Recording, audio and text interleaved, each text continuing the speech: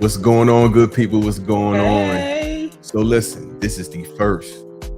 You hear me? The first inaugural episode of the Full Disclosure Podcast with me and this lovely lady next to me. We've been praying about this. We've been plotting on doing this, and now is the time. We are here. We are in it. So this is the first introductory inaugural episode for Full Disclosure Podcast. So there'll be more content coming, but this will be the first. So welcome. Yeah. I am Tetra Shockley. This is Jerome and Shockley. So it's Full Disclosure with J and T. And how we came up with Full Disclosure. You want to tell how? Oh, go ahead. You roll. All right. So how we came up with Full Disclosure is whenever we want to have a conversation with me, and we know there's going to be an opportunity for offense or defensiveness, we start with full disclosure. Yeah. And that's our way of saying, I need to be open and honest. I need to be able to be transparent.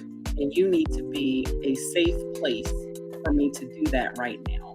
And so safe place is interesting choice of words, because that's actually what we're going to talk about today. But before we go into that, I just want to say that one of the reasons we're doing this now is because for some reason we do this thing where when a new year is coming, we say, that goal that I have, that dream, I'm going to start that after the new year. Yeah. And it's like, what's wrong with the rest of this year? We still have 2-3 weeks left in 2023. Why do we have to wait until 2024 to start? Absolutely. So now is the time. Yeah. We're not waiting for no resolutions. Not waiting for resolutions. No. We're going to go ahead, operate, step into it now. Yeah. And not give ourselves any reason to renege. A lot of times what we'll do, we'll have things that we want to do, plans that we want to manifest. We don't make, there's no forward action. Yeah. And that's why I'm going to hold on to this acronym from old Pastor Wallace. When it comes to faith, it's forward action and trust in him. Absolutely. So if you're really about that, then there's not a whole lot of cat, as they said. You go ahead and take some action. So don't mean you got to have everything in place at one time, but if you take some initiative, then you'll start seeing things unfold, where you'll start being able to be more productive. So, Plus, the longer you wait, you're less likely to do it. Absolutely. We've been talking about this for years. Yeah. And so, but now here we are. But to give ourselves some credit, we've been able to utilize other things to exercise the gift, if you will. So us going live, us doing stop, drop, and praise, us doing this kind of like we've been able to kind of figure out a flow to the point where people are kind of like, when y'all going to do a podcast? When are y'all going to give more content? When are y'all going to be a little more consistent? So it's like this gives us a platform. The difference though with the stop, drop, and pray is that that's always spiritual. Yeah, for sure. And not that we won't talk about God and maybe even give you a scripture or two, but this is just more. This is more just real life. Real talk, transparent. What's going on in marriage? What are couples dealing with? What do we deal with? And how? So that's what full disclosure is about. So let's jump on in. So what did you pick for our first topic?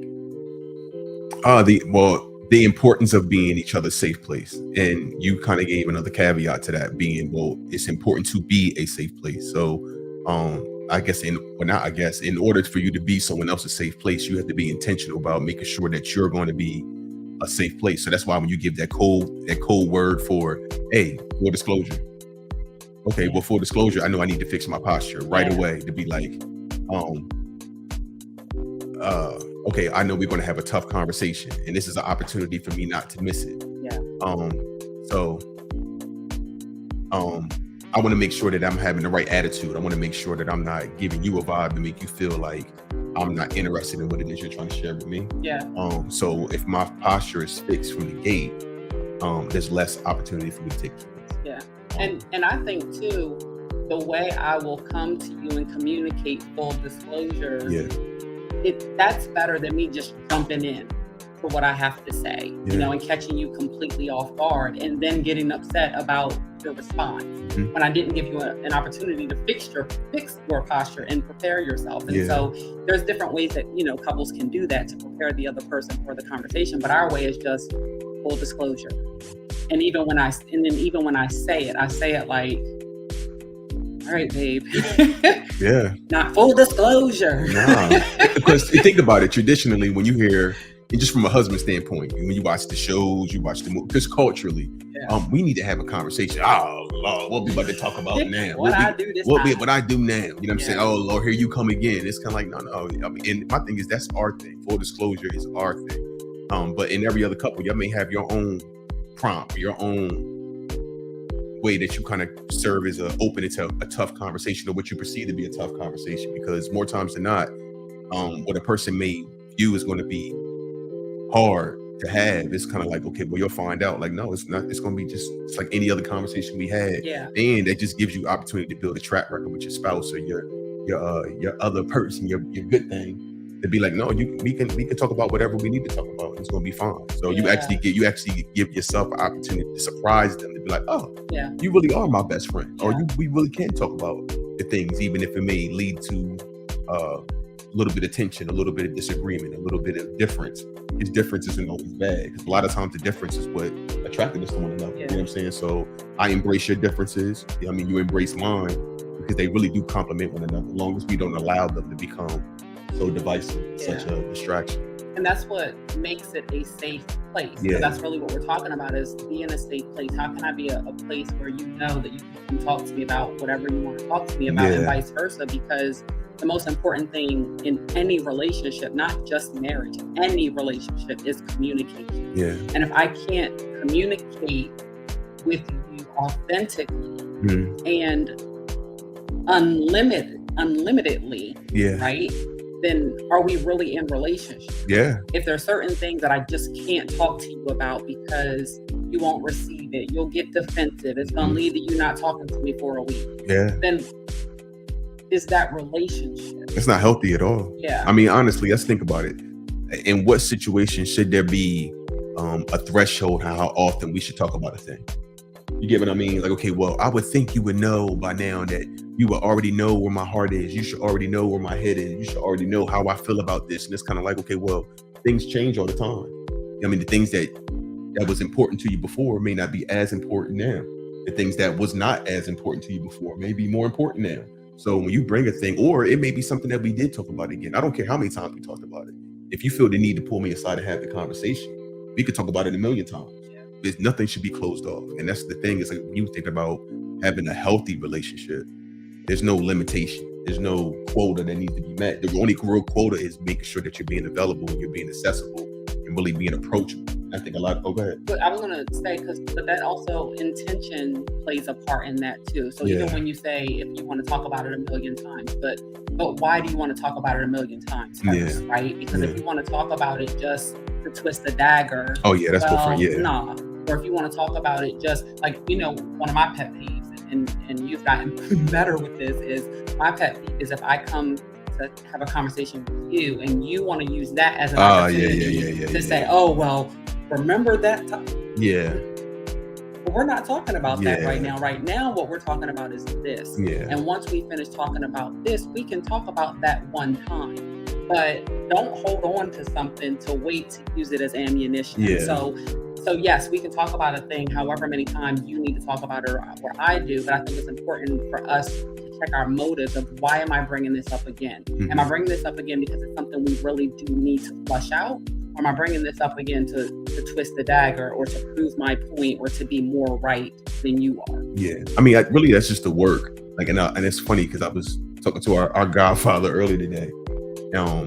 And I was really thanking him, and every opportunity I get, I thank him about them really taking the time to pour into us, but not just pour into us, but we really had the blessing of really being pulled behind the veil.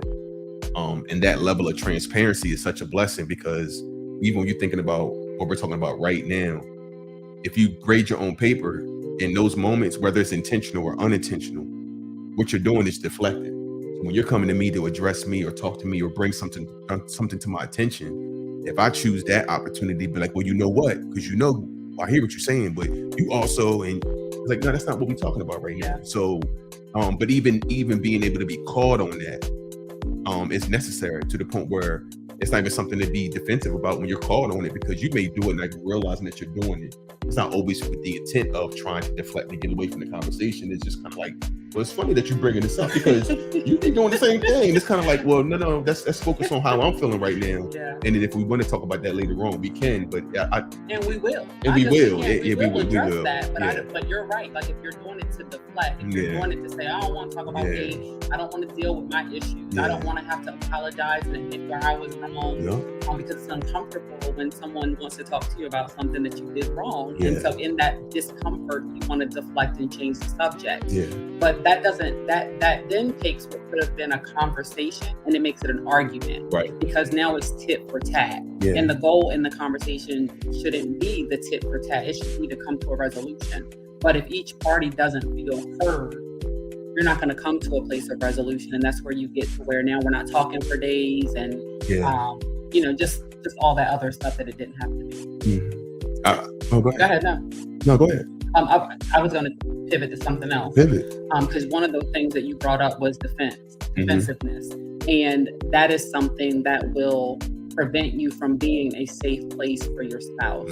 If every time your spouse comes to you to talk to you about something, you get defensive, it'll cause them to shut down and not want to come talk to you. Right. So I think that's something that we all have to be mindful of, just that natural tendency to put up a wall when somebody wants to have a tough conversation with you about something you did, and just really just take the focus off of you. Stop being selfish for a moment and making it about you, and try to get to the heart and the root of what the person's trying to communicate with you. Because if every time your spouse comes to talk to you, they're met with defensiveness, they're not going to want to talk to you. And it just opens the door to a whole bunch of stuff, depending on the caliber of person you're dealing with. Don't get me wrong. But once you do that, you no longer have, because we were just talking about things you have control over and then things you don't have control over. Once you don't handle that the right way, you don't have control over who they go to vent to. You don't have any control over who they choose to confide in at that point, because now they need to find a substance. Yeah. You know what I'm saying? So my thing is, I'd rather seize the moment,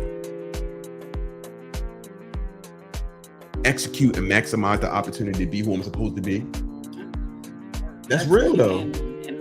I got that in my bag. You don't sleep on me now. You want to execute and maximize the moment now. Because if you miss it, you squander. Then hey man, listen, I'm not trying to give the enemy no room. And I don't care if you look at that as spiritual, if you do. But I'm not trying to give the enemy no room to come in to find listen, I'm present and accounted for. My door's open, it's gonna stay open. What do you need to talk about? I don't care nothing about being right. I ain't keeping no tally. What you say? I was setting it up for the segue now.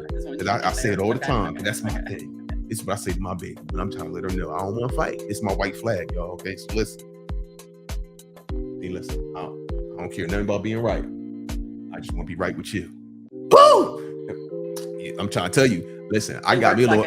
I'm trying to tell you, I got me a little firecracker, y'all. I got me a little firecracker. And listen, before she was an attorney, she was an attorney. Yeah, but no, what's the word I always say? What'd you say? Not litigating. What was it? I don't know. The art of when you're in a courtroom litigating. Is it litigating? Probably. Well, she was a litigator before she had a Juris Doctorate. Okay, so just to say, I'm not winning no arguments anyway. I might as well come in and feel like I got some form of upper hand in controlling the narrative. You would say to me, babe, get me off the stand. I'm not on the stand, man. I'm get me off the hot seat. Get me off the stand. I'm not doing it. So I say all that to say, come in and be intentional about making sure that you have a safe grounds to have real conversation, where they don't feel like they need to prove a point or impose their will or flex, or like, you ain't got no point to prove. I'm here. I want to listen. I don't care nothing about proving if I'm right. I don't care how many times you was right and I'm trying to catch up. And more times than not, you more right than I am anyway. No, that's true. That's a fact. That is a fact. So I focus on making sure, ma'am. So I try to focus on being receptive, being a safe place, and not operating from a place of defense. Because when you do that, then it gets to a point where they feel like I can't talk to you about anything. Yeah. If that becomes the narrative, you have no control over who they go to confide in. And depending on what your support system look like and your oversight looks like, because we got mentors for just about every area of our life. So you might get that phone call from Pop. You might get that phone call from that brother that's kind of like, hey, bro, what's going on? And they got the green light to Jackie. Because I will tell. She is on a mountain, she will tell. Get your brother, or if it's our goddad, get your son. Yeah. Or, I'm telling, because listen, there is safety in a multitude of counsel. And at the end of the day, here we go. You need to have oversight for your marriage. You need to have people you both trust. Yeah. And that you both can receive from, so that when things are outside, I don't want to say outside of your control, but when they go to a place where we're just not seeing eye to eye, we haven't been able to come together on this. You don't want there to be a fracture that you can't come back from, or you don't want to get to a place where you're so used to not communicating now that you just don't communicate. Yeah. And so when you have those people that you both have agreed on, that you can call, and then because you've given them a level of accountability, they can call. Yeah. So I can call Pop Robinson, and then Pop Robinson can call him and jack him up, and he's not going to come back to me and say, why you call Pop Robinson? He's not going to do that, because no, it's only been one time she had to call Pop Robinson. So I'm trying to know that. That is true. And it wasn't nothing. I mean, not going there. I'm just saying, my track record's pretty good. So I say that to say, on the serious note, I had a conversation with my brother, and he was going through some stuff. And the one thing I said to him is, I was like, it should never be a situation where someone needs to come in to referee y'all ability to be able to communicate with one another. It's one thing to feel like, okay, where there's a disconnect, I may need to go to someone to get some insight, but I'll never need someone to mediate. But even if you do, that's okay until you grow to a healthy place. I got that. Communicate, as long as it's somebody that's going to give you sound counsel. Yeah. Yes, that's the most important thing. Right. But the goal is being able to. It's no reason why. Granted, if you have it, you just want to be able to tap into that resource. But at the same time, that's why communication is so key. You want to be able to have that healthy dialogue amongst yourselves, and then, of course, if you need someone to come in, give some wisdom, or give some insight, give some counsel, then you're open to that. But at the same time, it's kind of like, that should be icing on the cake. That shouldn't be a situation where we should be able to want to establish that on our own. Yeah. Everybody's not. I'm just being sensitive to the fact that one of the biggest issues in marriage is lack of communication. Yeah. And if people knew how to communicate, they wouldn't have communication issues. Right. So I think my point is just that if you do have communication issues, then come together and agree on somebody that can come. Oh yeah, for sure. Somebody that can come and say, listen, this is what I hear you saying. Get somebody to help you. Somebody that you guys can agree on. Somebody that, I know for us, the biggest thing is Bible-based counsel. It's making sure that whatever the person tells us is going to line up with the word, and it's going to be something that's going to bring us together and not cause more division. Somebody who's not going to tell us things that are contrary to what we believe, basically. Right. And not everybody who's watching this is necessarily a believer. So whoever it is that you guys can trust and agree on to be that safe person. Absolutely. I mean, you hit the nail on the head.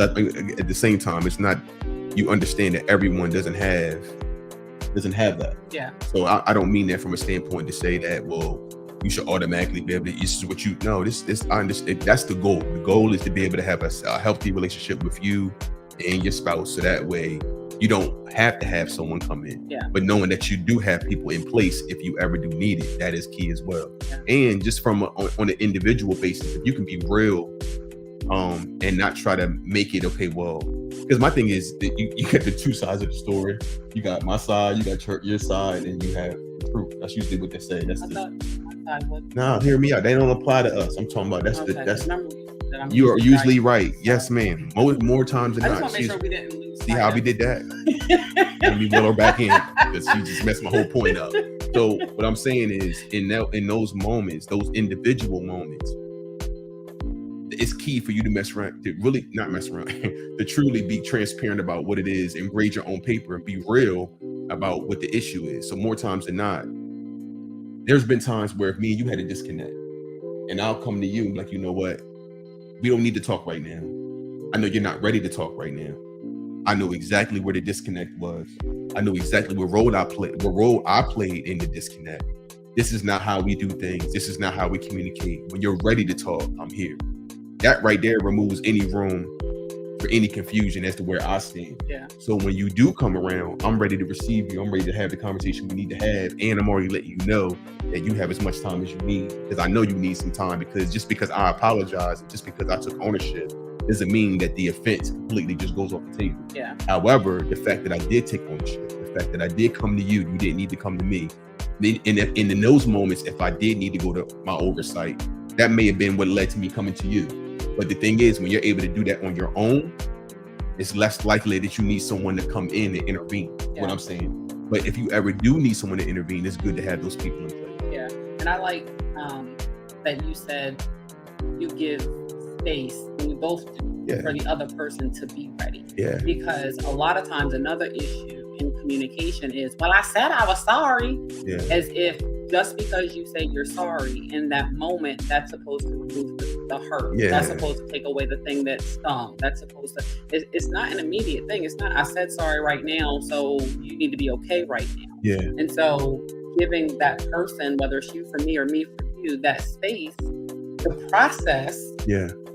And give them the space to be ready to even process the apology. Yeah. You know, and I think that's a problem too, is people get mad that you didn't immediately, I don't want to say immediately forgive, but immediately move on.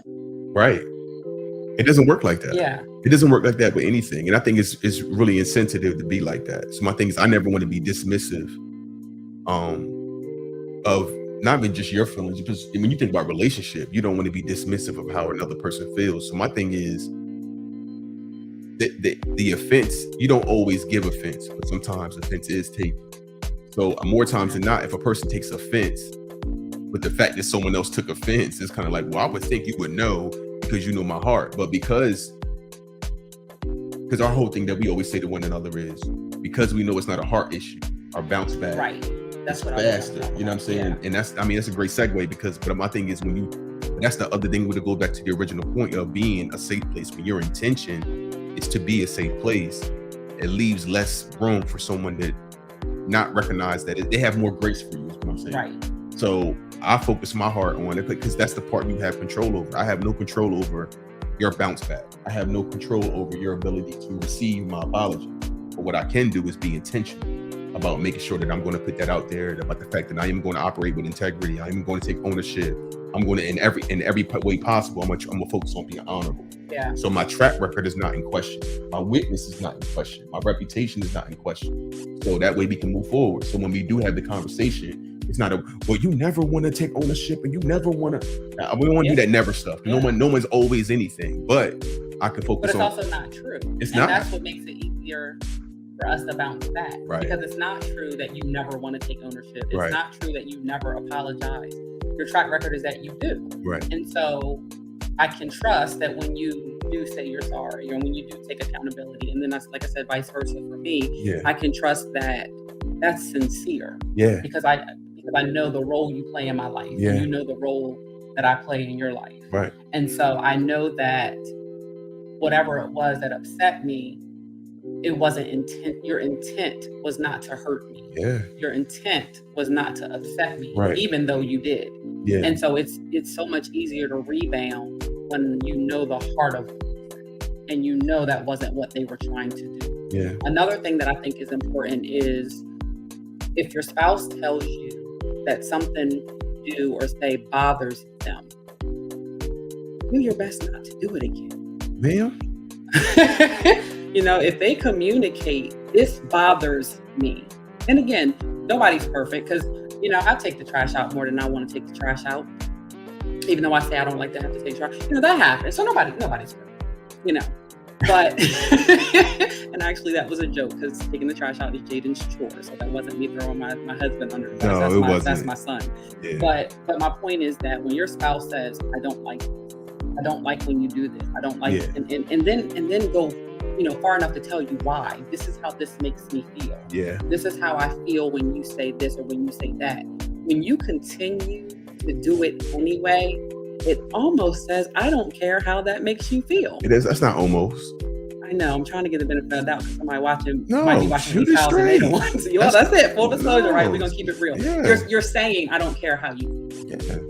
They've told you how it makes them feel, and you do it anyway. And I'm not talking about, because there are some things that you may need to work out of yourself to not do. Yeah. Okay, let's give space and grace to work that out. But some things, it's just as easy as not doing that anymore. Yeah. And it's harder, just being fully transparent, it's harder to forgive. I used to watch Dr. Phil all the time back in the day. And one of the things that Dr. Phil said on his show one day is it's really hard to forgive somebody for running over your foot if they keep running over your foot. You know, it's like, I'm really trying to forgive you for that, but you keep doing it. That's a problem, and that needs to be. Yeah, it's funny that I've had conversations with Jay, with Bud, about that, and his knee jerk is you bring something to his attention, but I'm sorry.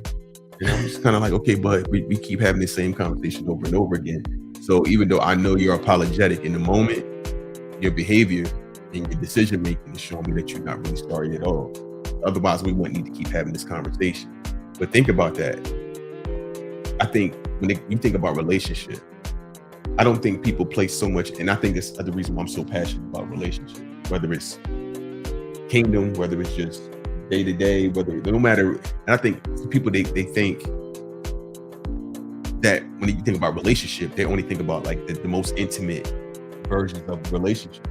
So if you think about it doesn't matter the tier, but when you think about what makes up a great relationship, it's all the things that we're talking about.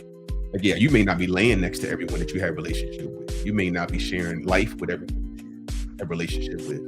But when it comes down to it, you still need to have great communication. You still need to be accountable. You still need to be approachable. You still don't need to be defensive. You need to be intentional with no matter who you're dealing with. Now, the frequency and how you deal with people, how often you deal with people, that may change, but the quality, that doesn't change. Yeah. And what you bring to the table doesn't change. You know what I'm saying? So who you are, it says a lot in how you conduct yourself and how you handle other people. Because if you're not handling people right, your track record proves it doesn't matter what you say out your mouth. Because people don't care how much you know. That's why when they talk about, nobody care how much you know, they care how much you make them feel, how you make them feel. So one thing I always say a lot of times, like, yo, man, you only get one opportunity to have a first impression, but you have endless opportunities to have a lasting impression. So my thing is, like, one thing that Pastor Ted always says is in regard to what Pastor Ted went to.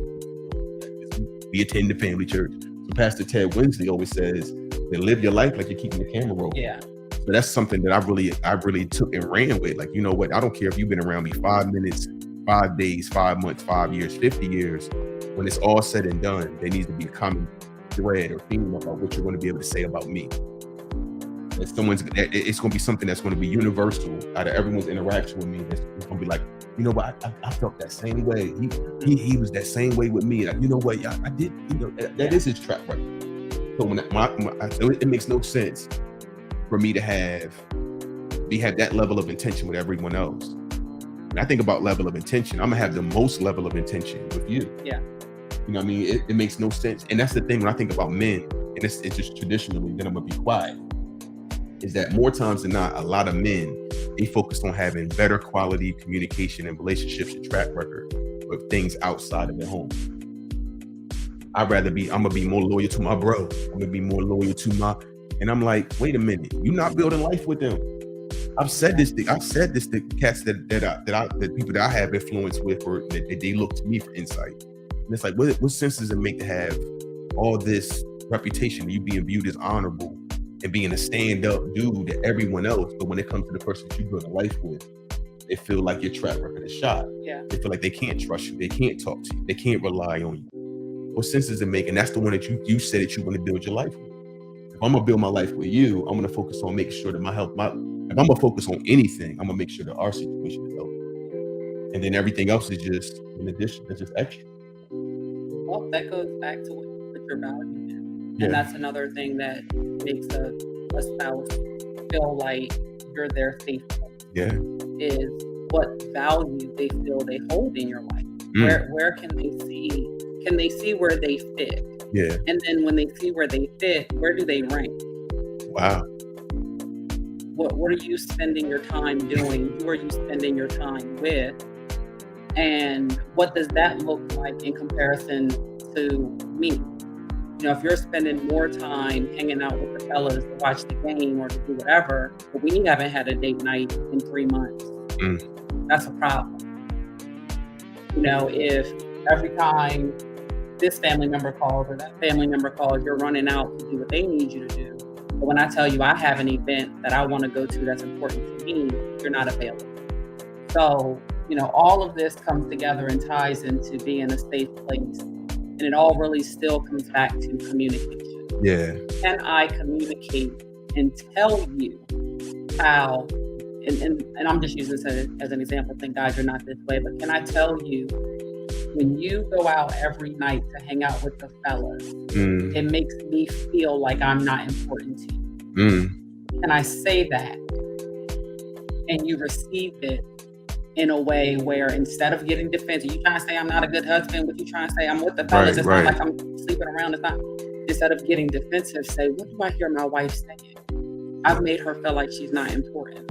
How can I secure her heart now and correct that? Let's be real, because we talking about full disclosure, ain't we? We are. Aren't we? We are. Okay, so I've had to get jacked on that. Yeah. But listen, she pulled me up. I thought she was coming down my street when she brought it up. I said, "Oh, you just gonna pick my business all out? That's what we doing." But it's all right. I'm gonna tell her myself.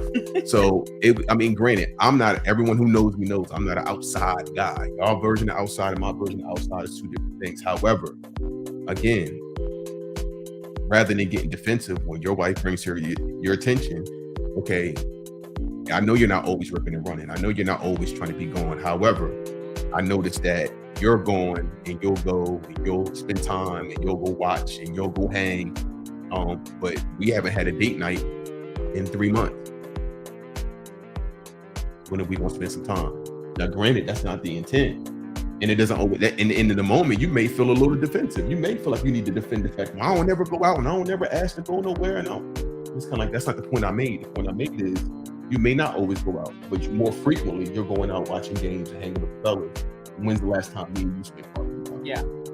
That's the takeaway. That's the point. You know what I'm saying? So you being able to receive that rather than feel like you need to defend how often you go and how often you don't.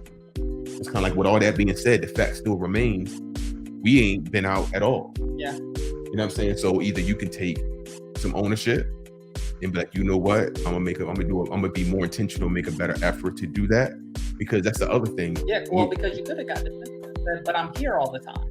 Right? Because it wasn't about you not being home. Yeah. Because you're home. Yeah. It wasn't about you not being present. Yeah. It was, well, last time we went out on a date. Right. It was just that. Like, when's the last time we went out and did something together beyond just being home and watching football together and doing the things, just things that are just me and you. Yeah. And so you could have gotten defensive. Like, I don't even go nowhere. I'm here at home. You know where I'm at. But you didn't. You heard what I was saying. Yeah. And you course corrected. And you was intentional with even how you presented that, because you did the we stuff, not the you. You don't take me out and you always going and you always ripping and running. You want to spend more time with fellas. You don't want to spend more time with me. It was, when's the last time we went out? Yeah. Because at the same time, and this is easy, it's easy for this to happen when you couples, especially when you got two people that are very ambitious. You got people that are entrepreneurs, that are focused. But the big thing for us is balance. That's the big thing for us. So you got to think about what's the foundation, what's the core values of your relationship and your family. You know what I'm saying? So it's kind of like, okay, well, and when that's the case, you set the tone on what that looks like, and everyone else needs to come into agreement with that, because you teach people how to treat you. You teach people what your boundaries are. You teach people what you're going to go for, what you're not going to go for. So I don't need this hard sell that I'm going to be present when it comes to my family. Everyone knows that everything else can go if it's going to be served as a deterrent or distraction or hindrance to what we're trying to do as a family. So I'm appreciative, and I recognize the fact that you did go out your way to do that. But that's another thing you got to keep in mind. This is 18 years married that we've been doing this and figuring out our flow. And that's the if there's any takeaway from this episode, is for couples to really figure out what that looks like for yourself. Yeah. You know what I'm saying? What does it look like? Figure out what her love languages are. Figure out what his love languages are. Yeah. What's the best way to communicate with one another? What's the best way to be considerate of one another? You know what I'm saying? So it's like, those are the priceless things that set the stage for the bigger things, the grander gestures that we experience and appreciate. So, any other takeaways? No, I think we summed it up. I think my biggest takeaway always with relationship, with being a safe place, with healthy relationships is always communication. Yeah. I am a communicator. Yeah. Because I don't believe in relationship without communication. I don't believe it is a relationship without communication. I believe your acquaintances. You're not talking. If you're not getting to know each other, if you're not learning each other, if you're not learning each other's hearts and each other's heart or your quirks or what you like and don't. If you don't do that, you are acquaintances, and stop saying you're in a relationship.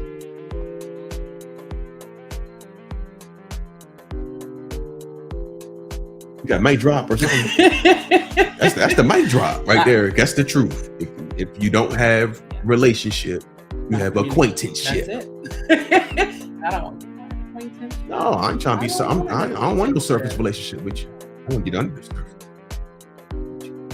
And that, ladies and gentlemen, I'm just is full disclosure. I don't turn it off. I don't turn it off.